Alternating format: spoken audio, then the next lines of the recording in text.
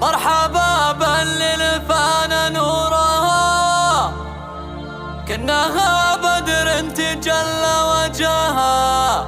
هذه النسخة جت نور عيون ابوها وامها، من حالها كأنها الشمس بضياء.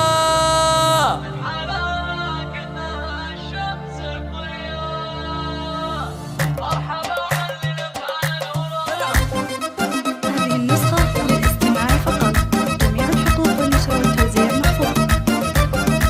مرحبا باللي فان نورها، كأنها بدر تجلى وجهها. جاءت نور عيون ابوها وامها، من حلاها كأنها الشمس بضياء. الفرح في جيتك عم الجزيرة، يا فخر ربعك واهلك والجزيرة. هنا يا در ثمينة نادرة، من جمالك نسال الله الثبات. مرحبا بأجمل تباشر القدر، يستحق الحمد ربي والشكر. حر رزقنا فيك يا اغلى بشر، فرحة اللي قلوبنا بعد الشتاء. ارحبي يدينا يا بنت الرجال، بنت محمد للعرب مضرب مثال. تستحقين المحبة والدلال، طال عمرك يا جميلة الصفات. ابوك يلي شامخ مثل الجبال، شيخ ربع ما يهابون المحال. عزنا اخوات قبيلة فقط وحصريا حقق الله له جميع الامنيات. على استوديوهات نسيم الفن للإنتاج الفني. على استوديوهات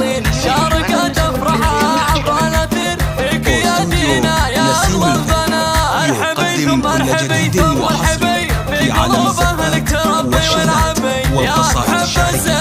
اختر زفتك على مزاجك.